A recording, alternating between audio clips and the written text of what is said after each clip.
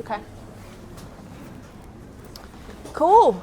Lovely. Everyone got to sit down. I was really enjoying the vibe everyone was having as well, but we have to get started, and good news, after the chat there'll be another opportunity to network. So hi everyone, welcome to Rebel Meetups in Brixton. It's so lovely to see you all here. Woo! It's a really good time. Exactly. Nice. Okay, so there's also a lot of new faces. For everyone who's new, Rebel Meetups are run around the world. We actually have someone hosting the one in Poland. Yes, you're here. So it's an international community, but we run the Brixton one every month, and it's mainly for freelancers, entrepreneurs, anyone who actually wants to grow and meet people who are like-minded and network. And the Brixton one is run by myself, Diana, and Rebel. No association with the Rebel Meetup. It's just a really crazy coincidence that when they needed a co-host, I was like, I have to do that. You want to say what you do, Rebel? Oh, I am well, I just found out I'm a freelancer. Thanks for speaking to Nick. There you go. There you go. I think I was an entrepreneur, but he corrected me. I am a transformation consultant helping medium to large size organizations do things better, faster, and cheaper. By the way, that's how you do a pitch, right? That's you had the one sentence thing spot on. Oh yeah, now it's my turn. My one sentence not there. So, hi everyone, I'm Diana. I'm a tech consultant focused on product management, and I work with mid-sized tech companies, helping them build impactful products and reducing waste. Worthy of applause, no? No, Yeah? I mean, Yeah? I'm working on it. But thank you so much. And here we have Nick. Hello. You want to do your one sentence? Yeah, absolutely. So thank you so much for coming to see me come out to play. So I'm Nick Saalfeld. I am freelance. I'm going to be talking about freelancing. I've been doing it for over 25 years, so I'm living proof with the white hair that you can fund yourself and your lifestyle single-handedly. I'm a content strategist. Nobody frickin' knows what a content strategist is. I don't really know what a content strategist is. It's just what one of the agencies I work with called me. And it turns out that what I actually do, other than producing lots of content for marketers and things like that, is what I really do well is I understand very quickly the levers by which companies, big companies, operate, and I turn that into things that people can understand. So if you've ever been in a corporate environment, you would have spent your life kind of rapidly falling into the language of that company. And I go, no, other people don't understand that, and I help them understand that. So it's a bit of marketing.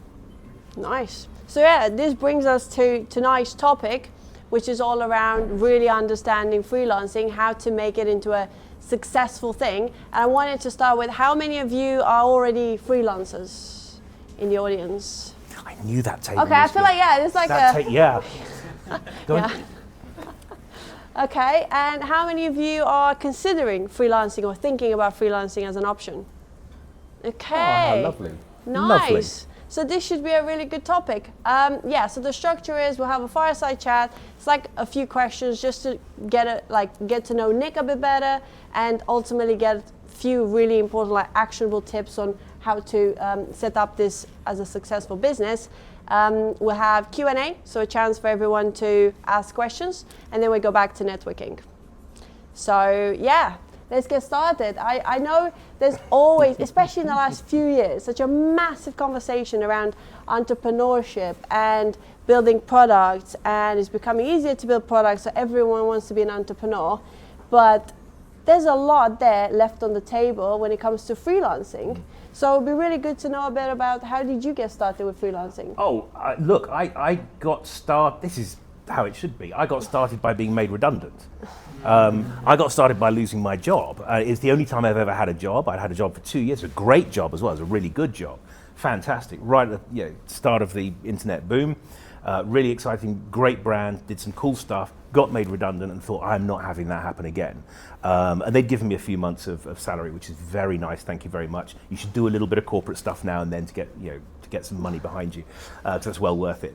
But there is nothing like a good kick up the backside to make you say to yourself, I'm going to do this for myself. The difference between then, which is over 25 years ago, and now is you can be freelance before the end of this meetup. I'll be disappointed that you weren't bloody listening to me. But you could, you can have the website nailed, you can have the LinkedIn profile done, you can have all the bits you need. I mean, frankly, for the vast majority of services, mine happen to be sort of corporate and written, and but you could be started within a couple of hours. There's nothing in your way, and that's a great freedom. That's a lovely thing to have the opportunity to do. So it's absolutely something that many people can do. That said, it's not for everyone. If you like security, if you've got 8 kids wondering where their meal is going to come from, then freelancing might not be for you, because you are taking a step out into the unknown. So that there are definitely risks associated with it. You're also not an entrepreneur. Most freelancers will say, yeah, we are entrepreneurs. No, what we have is all the bad bits of being an entrepreneur. I have to do my tax. I have to do all of that. So I have an accountant. I have all of that complicated admin stuff. I have to sell for myself, all of that. And yet I'm not going to be a multi-millionaire as the most successful entrepreneurs are. I'm just freelance. I provide my services single-handed to other large companies. So in a sense, there are some negatives to it as well. You have to be very resilient. You have to be capable of taking the knocks. You have to really like going out and meeting people. By the way, this table was freelance. They were all talking to each other when we, literally there was a table of 6 people there. All going, yeah, we're the guys who are freelancers because you were out there. You came in. You went, right, I'm going to go talk to people. So you need to be communicative. You need to get out and meet people. But honestly, if you're thinking about it, 10 out of 10, you're here. You already freaking got out of bed and turned up. And that already makes you better than the 999 people who didn't turn up today, because you could be bothered to get out of bed. So to be honest, you're already making a pretty good start in my view. Okay. And what, you covered a few things around like what actually puts people off, and is like around that security, and how do you actually make this into a consistent pipeline of clients. And there's always all these questions and worries that people don't want to venture into it. Yeah. Is there like a set of skills that actually, if you show this type of habits or patterns, you can actually ensure that you have a good pipeline? I think ensure is a really tough word, right? We're entering into what I believe are pretty tough economic times. But if I may just say one thing, if you have one of the reasons I do this, if you have a job and things are going wrong, number one, you will be the last person to find out, especially if you're in corporate land. You'll be the last person to know. That's how they kick you out. I'm not anti-corporate or anything, they're my clients. But the reality is that's how it works. Second, if you're in a job and you lose your job, you lose 100% of your income. If I lose one of my clients, I lose 15 to 20% of my income. The mortgage carries on getting paid. So it's up to me, it's all down to me, it's all on my head. But that actually is very empowering as well. Now, in terms of how do you ensure your pipeline, I'd love to say there was a sort of magic formula. Firstly, it took me 6 months to make my first bit of money, or to get my first invoice in and paid. And that's fine. Everything is about pay it forward. Everything is about turn up, be a nice person, meet people, come to events like this, hang out with people, enjoy their company. Don't beg, don't say, you got any work for me? That's not what it's about. Meet the people, because those people will then, if you're a nice person, and that's the best skill, if you're a nice and communicative person, they will then recommend you. Actually, I met this guy at this thing, and he does that thing that you want, so let me introduce you, because there is nothing better than the recommendation.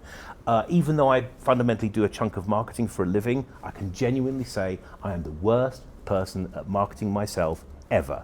I know that's a huge disappointment to you because you want me to give you tips, but the reality is what I'm really good at is making friends and meeting people and hanging out with them, and making it my business to be the smartest person in the room after a short while. So it's my job to be the thickest person in the room when I arrive, but to take an interest in everyone around me so I become the smartest person in the room, and then you become somebody who will be useful to that person in 6 months' time.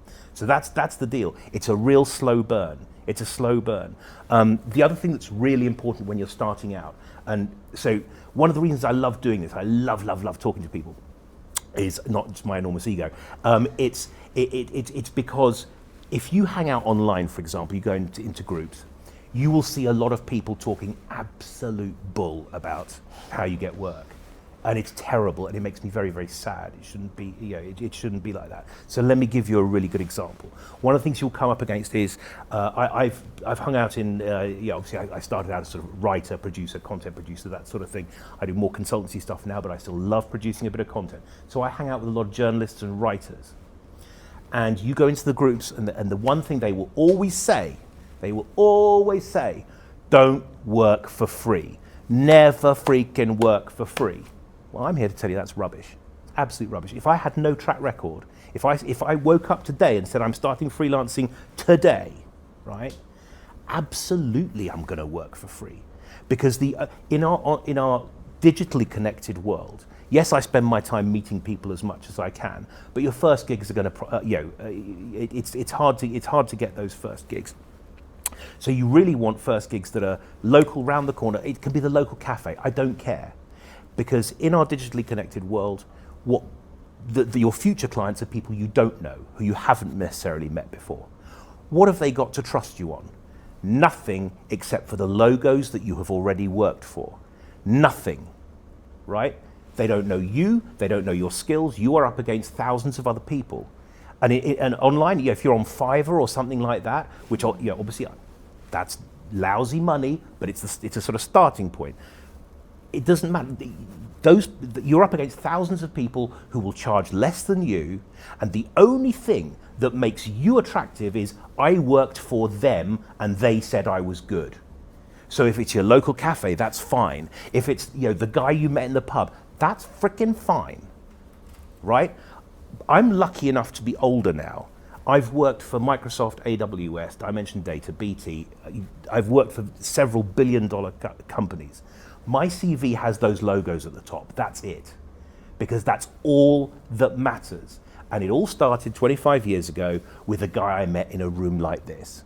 So, if you want to get started, yes, work for free for the first 3 people in 3 weeks who will give you something simple to do for them, on the condition that if they didn't like it, they go, look, man, I didn't like it.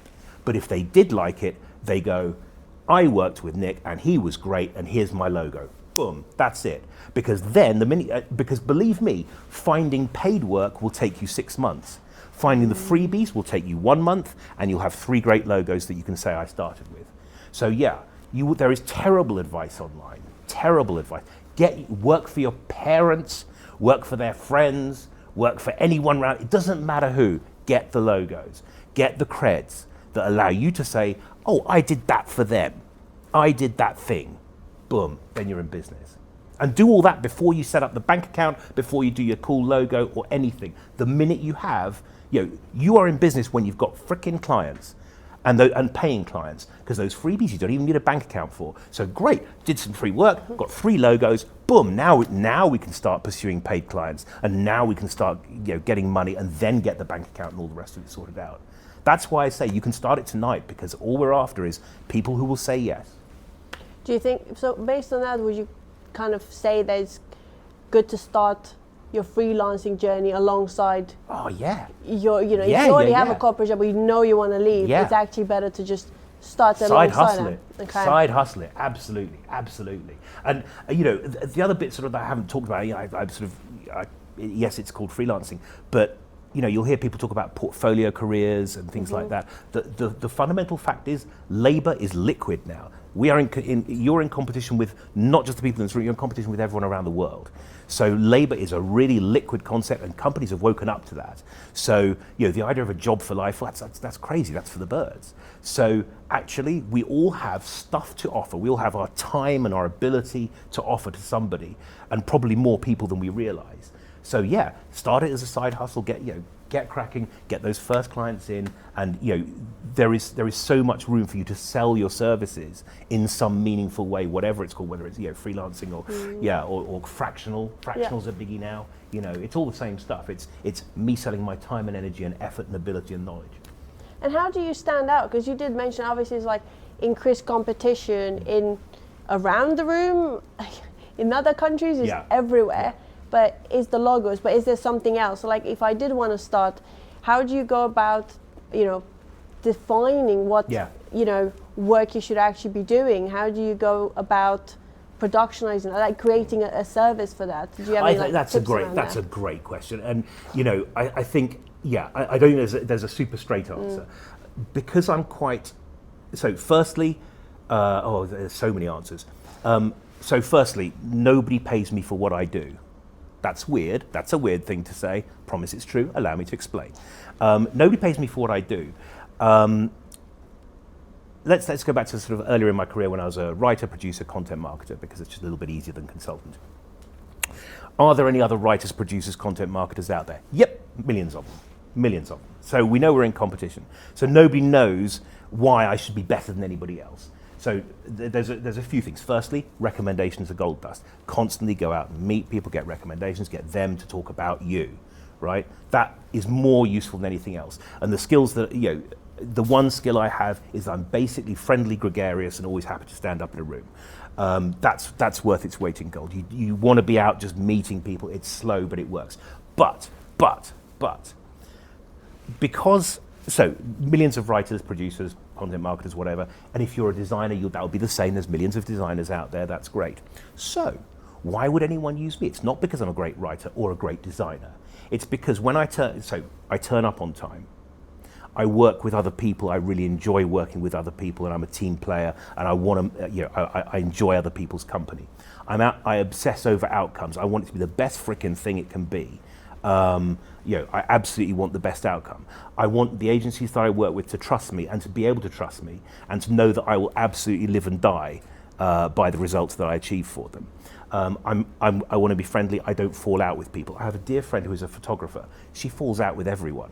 She never gets invited back. That's a complicated way to earn a living. Unfortunately, she's a wonderful artist, incredibly talented, extraordinarily talented. But with that talent comes a sort of explosive mindset.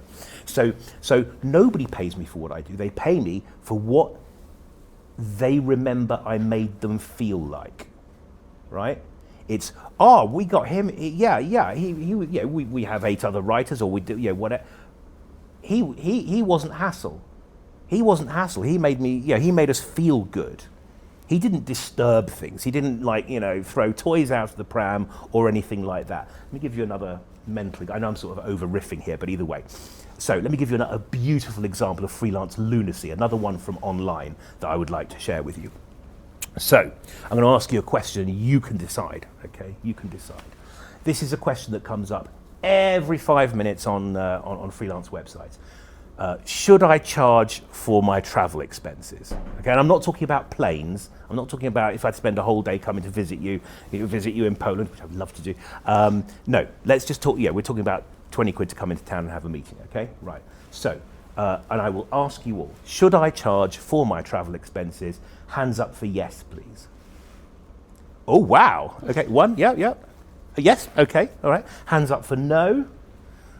Very nice. Hands up for not sure. Excellent, thank you for your honesty. Superb. So look, the answer is hell no. The answer is hell no. But the actual answer is it shouldn't bloody be a question. It shouldn't be a question in the first place, right? If you are saying, well, if I'm going to come and have a meeting, I want to charge you. I want to charge you 20 quid. But they don't want to have that conversation. They've just they've commissioned you. They want to work with you. Why are we disrupting the harmony of the relationship I have for 20 quid, 30 quid, whatever it may be? So that's crazy. That's bonkers. No, don't do it. But then you'd be right to say to me, well, hang on, I charge 250, 350, 400, 500 quid a day, whatever it is. That's money coming out of my pocket. Fair enough. The point is, it should never be a conversation in the first place because your day rate or your project rate or whatever should include that. Yes, not plane fares, but it should include that because you've done the negotiation, you know what you're going to charge. That's great. God, why do you want to interrupt somebody's day? Hello, could I possibly ask you for 20 quid for that meeting that I want to attend? Bonkers. And yet that is the kind of conversation that is happening online. So my job, the reason I bring that up is my job is to keep things smooth, to think these things ahead so that when they want me back because, oh God, he was no trouble at all, I could charge twice as much for my train fare and it wouldn't bloody matter because that was in the negotiation bit where we said, this is what I'm going to charge you for the thing we're going to do. But once I start doing the thing that you want me to do, all that matters is every single day you go, I'm so glad he was here. I'm so glad that person was here. All the other people in the organization, the people who are employed, they're there every day. I have to be, I have to make an impression. I have to be interesting, fun, contribute, special, etc. So it's all about thinking from the client's point of view. And to go back to your question, which was about 20 minutes ago, I accept that. To go back to how do you turn the handle? You just be the person who shows up, and shows up better than anybody else. It's not even that your work is better than anybody else. That takes time. I'm a fuck of a lot better than I was 20 years ago, right? But it's how do you make people feel? Are they pleased that in my case, my MO happens to be torrent of energy, turns up, says a lot, incredibly good with clients. But you'll find whatever your thing is, that's wonderful. I'm a short fat bloke. I don't look good in a suit, so that's not going to be my MO, right? So I have to work on something. I have to have something else. So my job is turn up, be really nice to everybody, make really important tip. I make terrible tea and coffee. So on day one, I'll always turn up, always offer everybody a tea and coffee. It's lovely to meet you guys. I make terrible tea and coffee. They never ask me again. That's just an extra tip I'm throwing in. Carry on. Sorry. To be fair, we had our chat to prep for this and to meet you. And actually, you mentioned this around how do you make the client feel. And then since that Everything. I have been thinking about how do I make my client feel. And I'm like, because you question it around, is this the best methodology? Is this the best kind of like outcome? It's like, okay, maybe I should have done a shortcut here and then I should have gone to the outcome like a week early or whatever, like kind of obviously imposter syndrome, everything else in my head. But then I was like, it doesn't matter because I have to make sure that I show them a clear plan, or I go off and be like, look, this is the outcome of the things we've already done. They don't have a reference point. And I think that's very important. It's the outcome and how you make them feel. And this is another thing. I mean, it's really important for those of you who are lucky enough to be younger than me, right? There was a time when you would work for somebody who did and knew about the thing that you did, right? So if you were a marketer, you'd be working for another marketer, right? That's so often not the case now, right? So as a writer, I'm not working for another writer. I'm working for a marketer who might be a data specialist, for example, right? So they don't know about writing. So they have no idea whether what I do is any freaking good at all. They'll only find that out 3 months down the line. I'm delighted. It is right. What I do is really good. But the idea that they will go, oh, that's good work. Congratulations. Thank you so much. Yeah. No.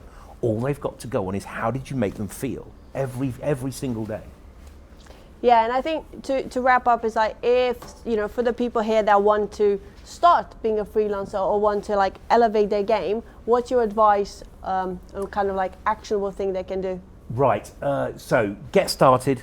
And just go out and meet people constantly. Make it your business to meet people. Niching down we haven't talked about as well. That's worth it. Start with a niche. I had a really weird conversation. I showed somebody what is effectively my CV, my capability statement, and I got the worst response ever, which is, "Oh, you do a lot of stuff." I'm like, shit, that's really bad. I need people to go. Oh wow, you do 4 or 5 things really well. So there's one edition of my CV that's got too many logos on it. So I've sort of taken that back and gone, oh God, I really need to think about it. So niching down is a great way to start. I'll give you just a stupid example. You've all got your phones on you. You can find him on LinkedIn. There's a guy who calls himself the headshot guy. He's a photographer. He'd love to be doing all sorts of other types of photography, but he calls himself the headshot guy. He's become the headshot guy. I've heard, you need the headshot guy. We need some headshots done for our corporate. You need to speak to the headshot guy. People who've never met him have no idea whether he's any good. He's the headshot guy. That's the best piece of niching down I've ever seen. He's bored to tears of taking corporate shots, but that's neither here nor there. He charges twice as much as anybody else because he niched down and became the headshot guy.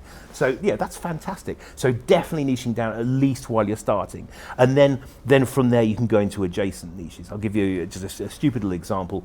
I worked for 7 years in running a business portal, a small business portal for Microsoft. Really fun, did lots of small business entrepreneurship type stuff, met some fantastic entrepreneurs, that's great.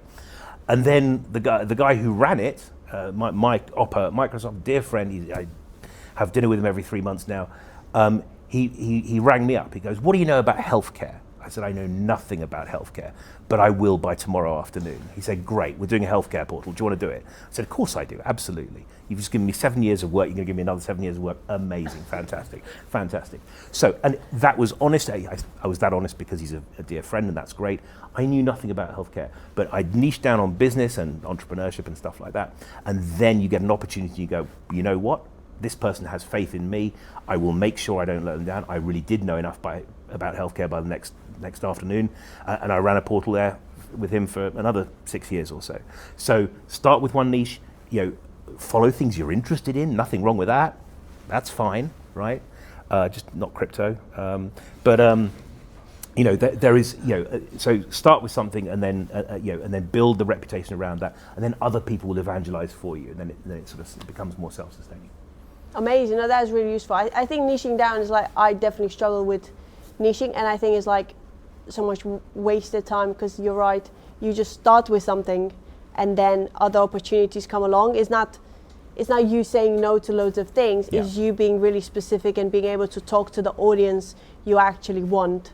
So that's kind of like Switch helped me. Right, it's super tempting, right? Everything, even now, everything in my soul says, say yes the minute something comes through the front door, right? The minute an opportunity comes through the front door, say yes to it, right? You've got to not.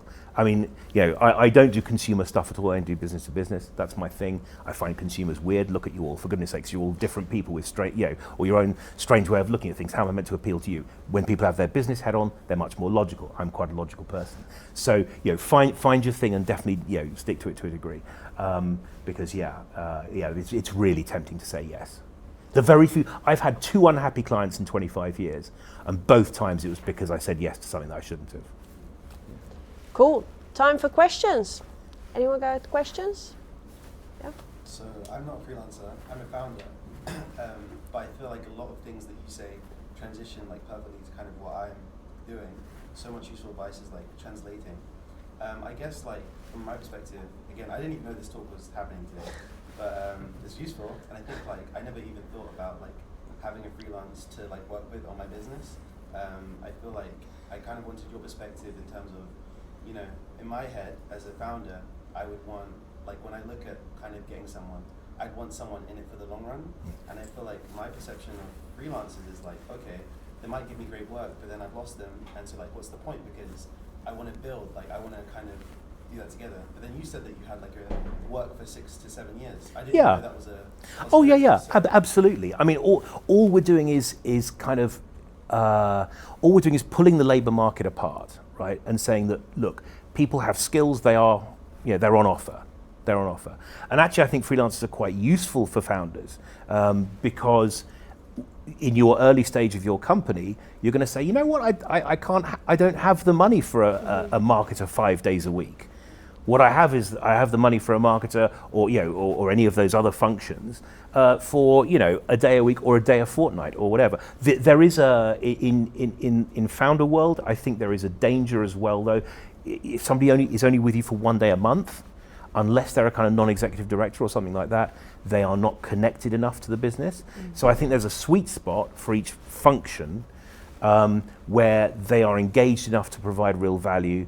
A good freelance, they're not going to be at your beck and call, but if you say, look, I'm a founder, I'm starting this thing up, I expect, it's perfectly fair in my view for you to say, if I ring you at 2 a.m, that's the nature of the game, right? That's, the big deal has come in or the emergency has happened. You've got every right to say that. And a good freelancer will say, you know what, I'm just with you for it. I'm just with you for it. And I think your point is right that it's perfect, if that freelance stays, if you were on a trajectory of massive growth, within 6 months your relationship with them and frankly the rest of your staff should change. And those painful changes are absolutely part of the growth, the growth scenario, and you have to deal with that as the founder. That's your gig. Some freelancers will stick with you. Some will say, you know what, I've got other gigs on. I'm going to go and do that. Some will say, what's the share offering you're going to give me? I've brought it this far. I'm really invested now, emotionally invested, and I'd like to be financially invested. So yeah, but yes, it's entirely acceptable in a liquid labour market to bring talent in and out. In fact, that for founders, that flexibility is essential, I think. Thank you. Thank you. Anyone else? Questions? We have time. That was easy. Yeah, I know, we have time, yeah. I worked as a freelancer 7 years ago, and at that time you can optimize your taxes and get a good chunk of the money that you get. But now things are shrinking, and my understanding is that you go freelancer because you get paid twice or 3 times what you get paid as permanent. But the gap is shrinking. Do you think it's still a good idea to go If you want to go freelance for tax purposes, that's a very bad idea. You're absolutely right. Absolutely right. It's not worth it. Absolutely not worth it.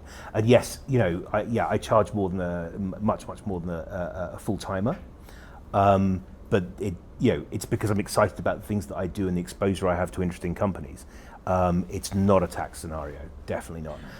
But honestly, I mean, the Western world is quite challenged at the moment and broke. If no decision you make should be on the basis of the tax environment you find yourself in. It should be on the basis of what you're going to find interesting to do for any number of years. So, but yeah, the tax advantages really aren't there. Really aren't. Sorry. Can we do a fun question we're going to finish on something optimistic and positive? Yeah. I think you covered this, but I have to ask again. Do you have some more comments on how to find clients? Sure. So yes and no. So almost everything I do is by recommendation. Everything else that I do is going out and meeting people. It's slow, it's hard, it's proper effort, but I still stand by this thing of if you show up, you're already beating 90% of people. I do hang out on LinkedIn and I do send out the occasional newsletter. I'm very sparse about that sort of thing because my actual view, and it's a worthy way of doing it, is I don't think I'm worth anything on the people I'd like to work with unless I've got something really interesting to say to them. So I do not, I probably send something out once every 6 months when I've got a really interesting thing to say. So as an example, in 23, I thought I need to know about AI. So I bet one of my clients. I rang Rick up. I said, I bet that I can write a career-defining book for you in a week, and we did, and it worked, and it was great. And he now tours the world, talking about aesthetics, which is what he does. So that was kind of cool, and that's not cool anymore. It was very cool then, but it's like everyone's using AI now. But it was so successful the book is being reprinted. So I'm like, that's cool. So that's a story that's going to go in my next little update to some selected clients. All of which is kind of handcrafted, handwritten, but it's just very basic, gentle marketing. It's the recommendations that matter most, and the going out and meeting people. The other thing I would sort of say. This is me, I've got no proof of this. And it's my sort of, because I love meeting people and I sort of think there's too much bullshit online. What I genuinely think is that 1% of people, and actually 1% of companies, sort of hit the magic mark. They hit something magical online and achieve an incredible peak. I refuse to believe that there is a system for it. I don't think there's a system you can follow. I think it's largely luck, being in the right place at the right time, and hitting the zeitgeist in the moment of a particular, in a particular business. And actually, you see this if you go to sort of conferences. You'll often go to conferences and find sort of new startups that go they're on the podium doing a big thing, doing a big speech. And next year they've disappeared. They weren't fantastic companies, they just hit the right moment. Sometimes they do win, sometimes they don't. So I deeply believe there isn't a magical formula. And if you hang out on TikTok, Insta, Facebook, whatever, you'll just get hundreds of adverts from people saying, oh, I've got this system that costs £5,000, and you'll manage to, we'll help you get loads of clients. It's not. There's no substitute for shoe leather, for going out there, for going out and meeting people, for turning that handle. Now, I'd not say, that might be because I don't consider myself a great scale marketer. I'm a relationships marketer. But, yeah, there's no substitute for shoe leather. Sorry. I think to help with that is like having the pitch, so like having clarity on what is it that you're actually offering. So I think I was doing a lot of meeting people early on, and then I was like, why are people not recommending or thinking about me? But what you can control is actually that what is that sentence that people actually remember. So when they leave the place, it's like, okay, I have a reference point. So how do you bring that conversation to a clear way to know, okay, if I know someone or someone knows someone, whether they have this problem, reach out to this person. I think that's really powerful. And then the good news about meeting or doing all these events is that you can trial your pitch as much as possible, which is a lot easier to get the feedback, because you just say something, and then if that person looks confused, you pretty much got your immediate response. Well, if you do all of this online, you don't know if the person didn't reply because they're busy, or because it's not what they don't need what you offer, or they don't have the money now. So yeah, I think for that reason it's a lot faster. Yeah, and be the person who other people recommend. That's magical. Cool. Yes. Oh, I was sorry. thinking about, this is a great I know. point on that. Maybe everybody should work on their pitch today with each other. I want to hear some giggles, and I want to hear some trial and error, and I want to hear some fun stuff. Because that would be really good, because I'd love to know what everybody does in this room, but I don't want to listen to a whole paragraph. I'd like a sentence. But also, you could just give each other feedback. If this is like a safe space, when someone does say something, you could just say, actually, give yourself feedback, because it's very hard, I think, in this world, in terms of networking, freelancing, entrepreneurs, to find people that are honest. A lot of people are just being polite, and then you're like, okay, cool, and Rebel is like, okay, wrap up.